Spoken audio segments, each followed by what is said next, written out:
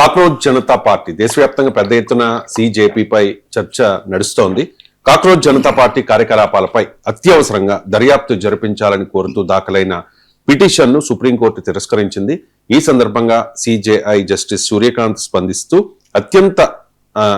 అంత సెంటిమెంట్ గా ఈ విషయాన్ని తీసుకోవద్దు అని చెప్పి పిటిషనర్ కు చెప్పారు. సార్ ఎందుకు సార్ అంత సెంటిమెంట్ గా తీసుకోకూడదు? అంటే నిజంగా మన సుప్రీంకోర్టును ఇక్కడ ఆహ్వానించాలి. అంటే దే హావ్ షోన్ మ్యాగ్నానిమిటీ.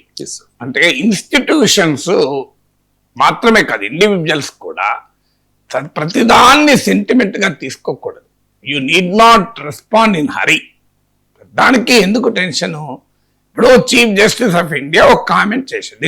దీనికి బ్యాక్గ్రౌండ్ కూడా ఎవరో కొంతమంది ఫాలో కాకపోవచ్చు పూర్తిగా.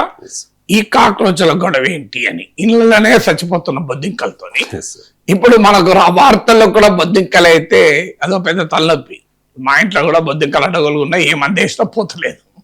సో ఇది ఒక పెద్ద ఛాలెంజ్. ఇండియా ఎదుర్కొనే అతిపెద్ద ఛాలెంజెస్ లో pollution, food wastage, water crisis, దీంతో పాటు గ్రీన్ హౌస్ గ్యాసెస్ తో పాటు బొద్దింకలు, దోమలు ఒక పెద్ద సమస్య.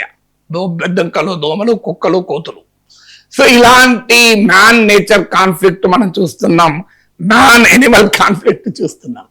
ఇప్పుడు ఈ బొద్దింకల గోల్ ఏంటి అంటే, చీఫ్ జస్టిస్ ఆఫ్ ఇండియా ఒక కేసు వినే క్రమంలో ఒక ఓరల్ కామెంట్ చేశాడు. ఈ నాట్ ఈవెన్ జడ్జిమెంట్, అది ఓరల్ కామెంట్.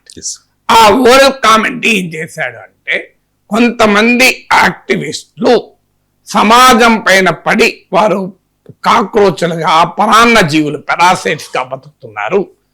ఈ అన్ఎంప్లాయిడ్ యూత్, వీళ్ళకి ఏం పని లేదు, వీళ్ళు లాలో, మీడియాలో, సోషల్ మీడియాలో దూరి అన్ని ఇన్స్టిట్యూషన్స్ ను ప్రశ్నిస్తున్నారు అన్నాడు. అంటే ఒక రకంగా ప్రశ్నించే వారిని కాక్రోచ్లతో పోల్చాడు. దీనితో అభిజిత్ దీప్కే అనే అతను బోస్టన్ లో ఎంఎస్ చదువుతున్న 30 years పిల్లవాడు, అతను కాక్రోచ్ జనతా పార్టీ లాంచ్ చేశాడు. ఒక రకంగా online satirical movement. I don't think it's a serious movement also. Online satirical movement. ఇది Bharatiya Janata party Instagram account మించి ఫాలోవర్స్ వచ్చేసారు. ఒక పెద్ద సెన్సేషన్. మనము ఎందుకు మరి కాక్రోచ్ అనేది ఇంత ఫినామినన్ అయింది, సెన్సేషన్ అయింది అనేది నెక్స్ట్ మాట్లాడుకుందాం. సో ఇది ఎప్పుడైతే అయిందో ఒక రకంగా సిజేపీ వర్సెస్ బీజేపీగా మారింది. Cockroach Janata party versus Bharatiya Janata party. ఎందుకు మారింది అంటే, డెమోక్రటిక్ సెక్యులర్ అనే యొక్క సోషల్ జస్టిస్ నినాదాలు మాయి అని చెప్పారు. గోధి మీడియా యాంకర్ల పైన వాళ్ళ బ్యాంక్ అకౌంట్ విచారించాలి అన్నారు కనుక క్లియర్ గా మోడీ ప్రభుత్వం పైన ఒక నిరసన యుద్ధంగా ఇది కనిపించింది. అది పెద్ద ఎత్తున ప్రజలను ఆకర్షించింది. అది ఆకర్షించడం వల్ల ప్రభుత్వం కూడా వాళ్ళ మీద మొదలుపెట్టింది దాడి. మీకు వాళ్ళ ఎక్స్ అకౌంట్ క్యాన్సిల్ చేయించారు, వాళ్ళు మళ్ళీ కొత్త అకౌంట్ తో వచ్చారు. ఇప్పుడు ఏకంగా ఒక వ్యక్తి సుప్రీంకోర్టు ఆశ్రయించి వారిపై విచారణ జరిపించాలి అని. వాస్తవంగా చీఫ్ జస్టిస్ ఆ కామెంట్స్ ను వివరణ కూడా ఇచ్చాడు.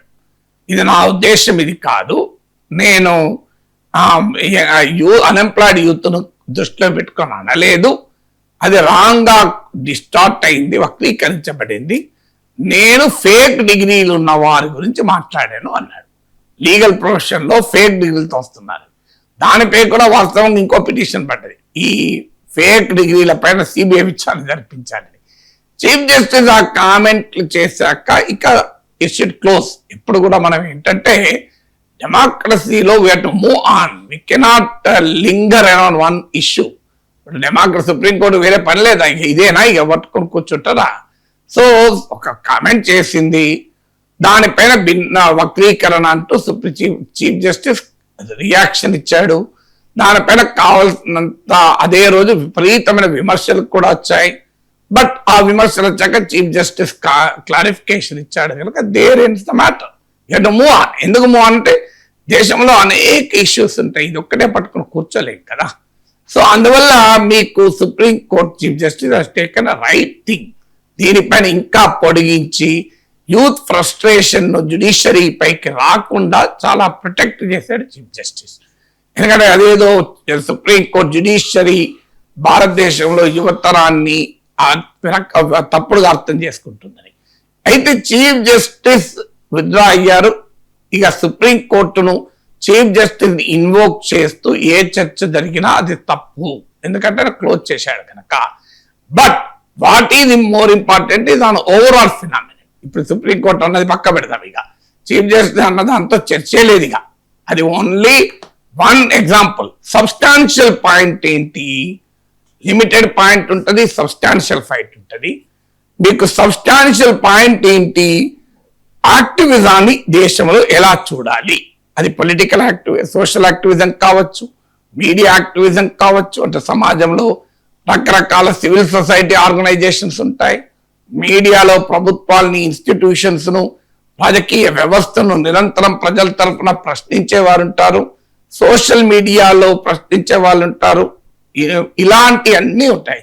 వీరిని ఎలా చూడాలి? రాజ్యం ఎలా చూడాలి? రాజ్య వ్యవస్థలు ఎలా చూడాలి? How should state and non state actors అనేది క్వశ్చన్.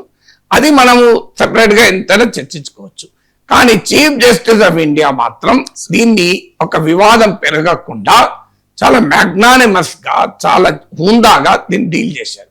అంత సెంటిమెంట్ ఎందుకయ్యా? ఇప్పుడు ఏదో supreme court versus youth of India లాగా వారెందుకు క్రియేట్ చేయాలి? వేరే పనులుంటాయి కదా సుప్రీంకోర్టుకు.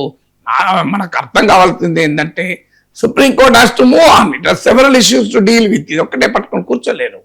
అందువల్ల వాళ్ళని ఏదో చర్య తీసుకోమని ఆర్డర్ చేసి ఇన్స్టిట్యూషనే భయపడుతున్నట్టుగా అదేమవుతుంది? ఇప్పుడు వాళ్ళ ఉదాహరణకు ఆ కాక్రోచ్ జనతా పార్టీ పైన సిబిఐ విచారణ సుప్రీంకోర్టు ఆర్డర్ ఇచ్చింది అనుకోండి, ఏమవుతుంది? పిచ్చకపోయి బ్రహ్మాస్త్రం అది. దానివల్ల సుప్రీంకోర్టు బలహీనంగా ఉంది, సుప్రీంకోర్టు భయపడుతుంది, ఓవర్ ప్రొటెక్టివ్ గా ఉంది. ఒక ఇండివిజువల్, ఒక ఆన్లైన్ మూవ్మెంట్ పైన ఒక దేశ అత్యున్నత న్యాయస్థానం అంతగా నర్వస్ ఎందుకు కావాలి, ఇన్సెక్యూర్ ఎందుకు ఫీల్ కావాలి అని చర్చిస్తుంది. సో చీఫ్ జస్టిస్ ఈ కామెంట్ చేయడం ద్వారా జస్ట్ ఇగ్నోర్, ఏముంది అంత సెంటిమెంటల్ ఎందుకు ఫీల్ అవుతావు, లైట్ తీసుకో అనడం ద్వారా సుప్రీంకోర్టును ఈ విమర్శలన్నిటి నుంచి కాపాడారు. భారత ప్రజల్లో సుప్రీంకోర్టు గౌరవాన్ని పెంచారు. సో ఎందుకు ఈ కాంట్రవర్సీ అని. సో అందువల్ల దాంతో అయ్యేదేమీ లేదు, దేశానికి ఉపయోగపడేది లేదు, సుప్రీంకోర్టుకు ఉపయోగపడేది లేదు. ఇక ఇటీవలనే సుప్రీంకోర్టు విమర్శలు ఎదుర్కొంది. అంటే జ్యుడిషియరీ పైన ఎన్సీఆర్టీలో ఒక పాఠం రావడం, లెసన్ రావడము, దానిపై సుప్రీంకోర్టు డిస్టర్బ్ అయి తీవ్రంగా స్పందించడం వల్ల అనేక పత్రికలు ఎడిటోరియల్స్ రాశాయి, మీడియాలో చర్చ జరిగింది. I should supreme court be so over protective అని. ఇక్కడ మన దేశంలో న్యాయ వ్యవస్థ కూడా ప్రశ్నకు అతీతం కాదు. ఎందుకంటే న్యాయ వ్యవస్థను కూడా ప్రశ్నించవచ్చు. Only motive should not be attributed. అంటే జడ్జిలో హానరబుల్ జడ్జెస్ పైన you cannot accuse my lord, you can always question the my lords opinion, nothing wrong. So అది సుప్రీంకోర్టే కల్పించింది. మన ఇండియన్ జ్యూరిస్ప్రుడెన్స్ యొక్క గొప్పతనం అది. సుప్రీంకోర్టును విమర్శించే హక్కు సుప్రీంకోర్టే కల్పించింది. కానీ నిందించే హక్కు లేదు. ప్రశ్నించడం వేరు, నిందించడం వేరు. అవమానించే హక్కు లేదు. సుప్రీంకోర్టు తీర్పులు వక్రీకరించే హక్కు లేదు. అదే చేస్తే కోర్టు ధిక్కారణ, కంటెంప్ట్ ఆఫ్ కోర్ట్ అవుతుంది. విమర్శలు కంటెంప్ట్ ఆఫ్ కోర్ట్ కాదు, కానీ అవమానించడం కంటెంప్ట్ ఆఫ్ కోర్ట్ అవుతుంది. ఇది మన దేశంలో ఫ్రీడమ్ అండ్ లిబర్టీ జ్యూరిస్ప్రుడెన్స్ యొక్క గొప్ప thing. So we have freedom to question governments, we have freedom to question political parties, we have freedom to question even highest judicial institutions. And అందువల్ల మీకు NCERT విషయంలో judicial institutions పైన ప్రజల విశ్వాసం దెబ్బతీస్తుంది. Corruption పైన సింగిల్ అవుట్ చేసి, corruption ఒక్క న్యాయ వ్యవస్థలోనే లేదు కదా, అన్ని వ్యవస్థల్లో ఉంది. అయినా ఎవరో ఒక్కరో ఇద్దరో తప్పులు చేస్తే ఒక జడ్జి ఇంట్లో నోట్లు దొరికితే భారతదేశంలో న్యాయమూర్తులందరూ అనుమానించాలా? అది వాళ్ళందరినీ శీల పరీక్ష నిలబెట్టాలా? అది మంచిది కాదు కదా. ఇప్పటికీ దేశంలో ప్రజలకు కష్టం వస్తే ఏమంటారు? కాస్త దెబ్బ తగిలితే అయ్యో రామ అంటాం, అన్యాయం జరిగితే అయ్యో రామ అంటాం. కానీ ఈ దేశ ప్రజలకు ఏ కష్టం వచ్చినా గుర్తొచ్చే మొదటి దేవుడు రాముడు. కానీ ఈ దేశంలో ప్రజలకు ఏ కష్టం వచ్చినా గుర్తొచ్చే మొదటి ఇన్స్టిట్యూషన్ కోర్టు. అనేక విమర్శలు వచ్చి, కోర్టుల్లో కేసులు పెండింగ్ ఉండొచ్చు, కోర్టులు కొంతమంది జడ్జిలు తప్పుడు పనులు చేయొచ్చు. ఇప్పుడు when a society can create a corrupt politician, it can create a corrupt doctor, corrupt lawyer, corrupt journalist, Corrupt judge also, what is there in it? But that does not diminish the image of the institution. Institution is always greater than the individual.